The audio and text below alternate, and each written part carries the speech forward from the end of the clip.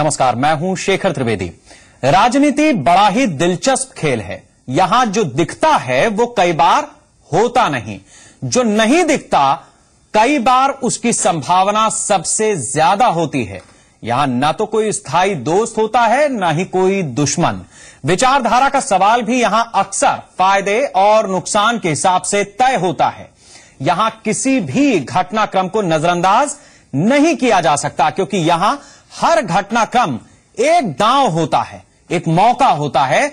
यहां शतरंज का खेल हर वक्त चलता है, बस जरूरत होती है एक सही चाल की।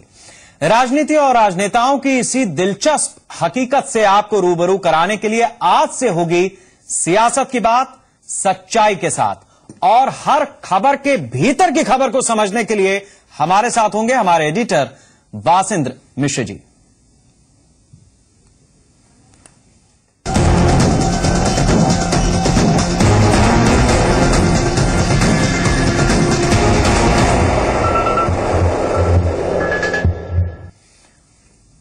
शुरुआत एक ऐसी खबर से जो ये बताएगी कि आखिर कैसे एक बड़ा राजनीतिक सपना पूरा होने से पहले ही लगभग ध्वस्त हो गया।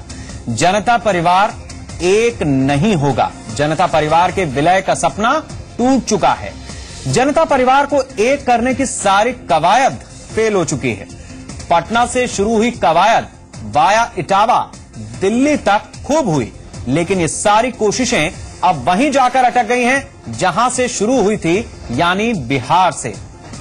जी संगम के पास पक्की खबर है कि अब जनता परिवार का विलय नामुमकिन है। एक नहीं होगा जनता परिवार। जनता परिवार का विलय हकीकत नहीं, फसाना है। जनता परिवार के विलय में बिहार के मुख्यमंत्री जीतन राम मांझी एक बड़ी दीवार के तौर पर सामने आ गए हैं। मांझी को हटाए जाने की चर्चा के बीच मांझी ने मोदी के समर्थन में बयान देकर विलय की कोशिश में सवालिया निशान लगा दिया है। हालत ये है कि नीतीश कुमार की बोलती बंद है। ये जब हम लोगों के सामने विचार के लिए यह कोई प्रश्न ही नहीं है। त्याग मूर्ति बनने चले नीतीश कुमार की राजनीतिक नैया मांझी ही डुबोने को तैयार हैं, जिसके चलते नीतीश कुमार का सबसे बड़ा सपना यानी एकजुट जनता परिवार की संभावना खत्म होती नजर आ रही है। जीतन मांझी को जब मुख्यमंत्री के रूप में पेश करने का काम किया तो पेपर वालों ने कहा कि रिमोट से चलेंगे, कमजोर हैं, जैसे करेंगे वैसे होगा। वजह नंबर 1, बयान से साफ है कि मांझी न तो नीतीश के कंट्रोल में है और न ही मांझी का कोई रिमोट रह गया है।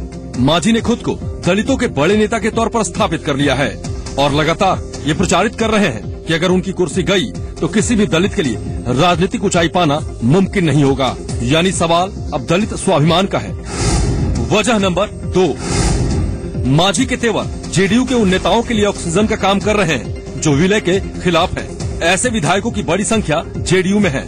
इसका असर जेडीयू आरजेडी के महाधरने में दिख चुका है, जहां सिर्फ 60 विधायक पहुंचे थे। महाधरना फ्लॉप शो बनकर रह गया। वजह नंबर 3, जेडीयू की बैठक में नीतीश कुमार ने श्याम रजक और उदय नारायण चौधरी का नाम मांझी के विकल्प के तौर पर पेश करने की कोशिश की, लेकिन पार्टी के ही सीनियर मंत्रियों ने इसे रिजेक्ट कर दिया। वजह नंबर 4, बिहार में 22% दलित और महादलितों के वोट हैं, लिहाजा मांझी को अगर नीतीश ने छोड़ा या फिर छेड़ा तो जेडीयू की हालत और खराब हो जाएगी। वजह नंबर 5 और सबसे बड़ी वजह है मुलायम सिंह की वो शर्त जिसमें उन्होंने साफ कहा है कि पहले बिहार में विलय करो, फिर आगे की सोचेंगे। बिहार में विलय की राह में रोड़ा मांझी है और मांझी को हटाना नीतीश के बूते के बाहर हो चुका है। ब्यूरो रिपोर्ट, जी मीडिया। और जैसा हमने आपको बताया, हमारे एडिटर वासिंद्र मिश्र जी हमारे साथ हैं, साथ ही पटना से जी मीडिया संवाददाता अमृत राज हमारे साथ जुड़े हुए हैं। वासिंद्र जी, जिस तरीके से जनता परिवार का पहले तो एकीकरण शुरू हुआ और उसके बाद ये हुआ कि अब विलय हो जाएगा, उसमें जिस तरीके से नीतीश कुमार की पूरी मुहिम को झटका लगा है, इसे क्या माना जाए कि नीतीश कुमार से ही गलती हो गई या फिर ये होना ही नहीं था? शेखर, ये सच है कि बिहार कई बार राजनीतिक बदलाव का अग्रणी रहा है, अग्रदूत रहा है और जब इंदिरा गांधी के खिलाफ गैर कांग्रेसवाद का नारा दिया जयप्रकाश नारायण ने, तो उसकी शुरुआत भी बिहार से हुई थी। और इस बार एक बार फिर गैर बीजेपी गैर कांग्रेसी जो गठबंधन बनाने की कोशिश हुई, तो उसकी रहनुमाई, उसका नेतृत्व बिहार के जिम्मे किया गया। लेकिन इस बार और जेपी के टाइम में अंतर ही है कि जयप्रकाश नारायण का कोई व्यक्तिगत एजेंडा नहीं था। जाहिर सी बात है कि नीतीश कुमार का भी व्यक्तिगत एजेंडा नहीं है। नीतीश कुमार का एक ही एजेंडा है कि नरेंद्र मोदी को किसी भी कीमत पर बिहार की सत्ता तक न पहुंचने दिया जाए, उनकी पार्टी को। लेकिन नीतीश कुमार के अलावा चाहे लालू प्रसाद यादव हो, मुलायम सिंह यादव हो या आप जीतन राम मांझी हो, इन सबका अपना व्यक्तिगत एजेंडा है। लालू को लग रहा है कि अगर 2016 में जो विधानसभा का चुनाव होने वाला है बिहार में, अगर उनका परिवार राजनीतिक तौर पर रिहेबिलिटेट नहीं हुआ, तो इसके बाद उनका परिवार भारतीय राजनीति में इररेलीवेंट हो सकता है। इसलिए वे इस मौके को अपने लिए सबसे बड़ा गोल्डन अपॉर्चुनिटी मान रहे हैं।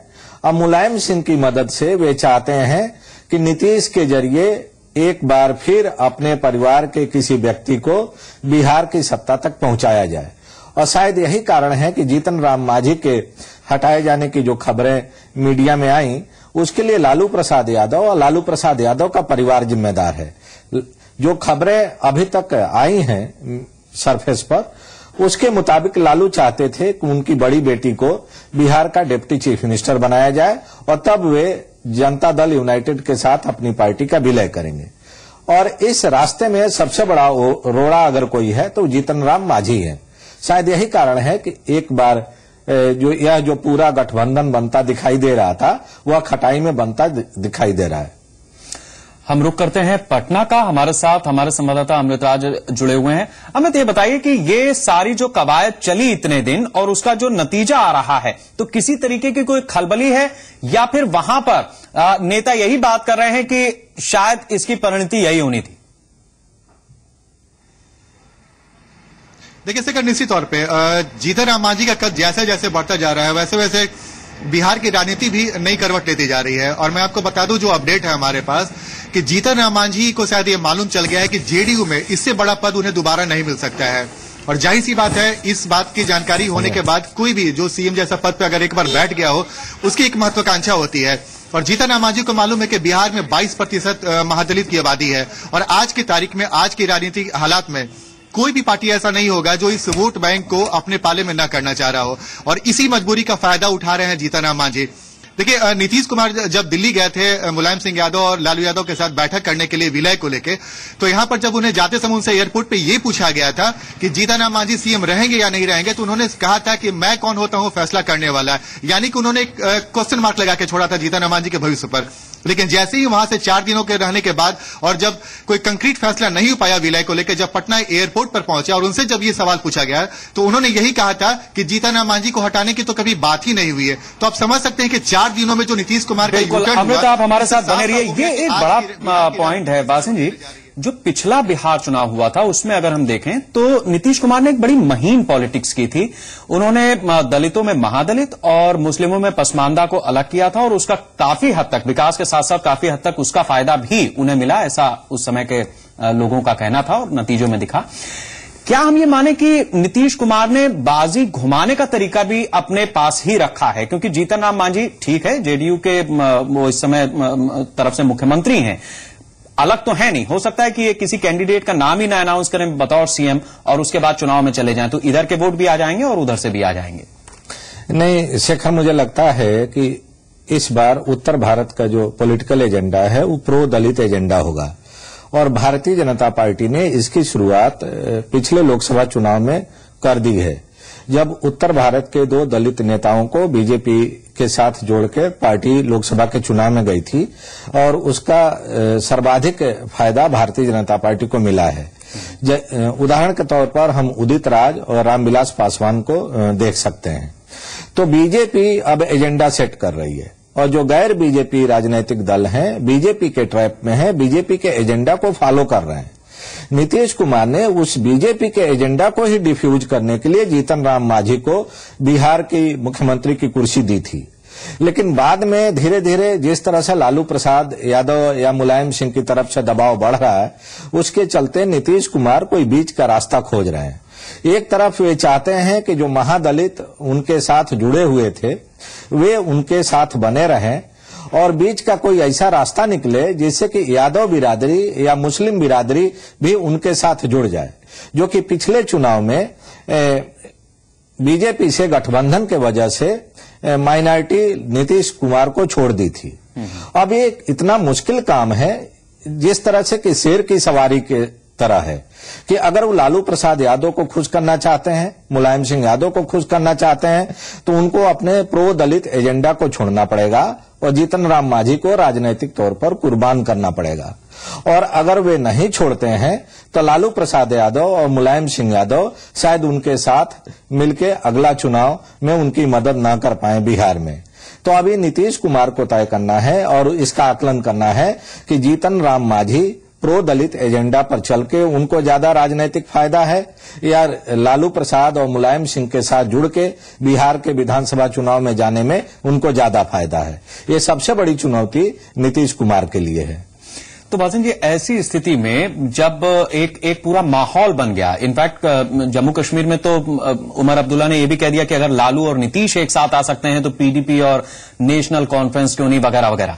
तो इस हिसाब से अगर हम देखें तो क्या इसको हम बीजेपी की एक तरह से विक्ट्री कह सकते हैं अगर ये चीजें नहीं फलीभूत होती हैं? तो देखिए, राजनीतिक तौर पर ये सच है कि बीजेपी ने अपने सभी विरोधियों को एक मंच पर आने के लिए विवश कर दिया है। और पिछले दिनों अगर हम बीजेपी के नेताओं के बयानों पर गौर करें या बीजेपी के सहयोगी दलों के, खासतौर से रामविलास पासवान के, तो उन्होंने एक मुहावरा पेश किया था मीडिया के सामने कि जब बाढ़ आती है तो एक ही नाव पर सांप और नेवला चढ़ जाते हैं।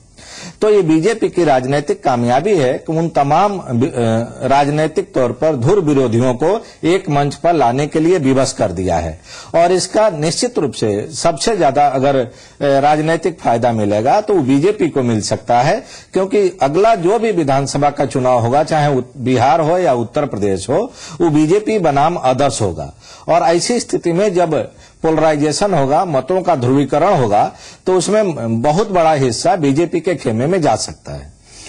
एक इंपॉर्टेंट फैक्ट है इसमें कि कांग्रेस बहुत खामोशी से इस पूरे मामले को देख रही है। न तो उसने जनता परिवार का जब विलय की बात शुरू हुई या उसके एक जगह पर आने की बात शुरू हुई तब कोई बड़ा रिएक्शन दिया, ना वो अभी दे रही है।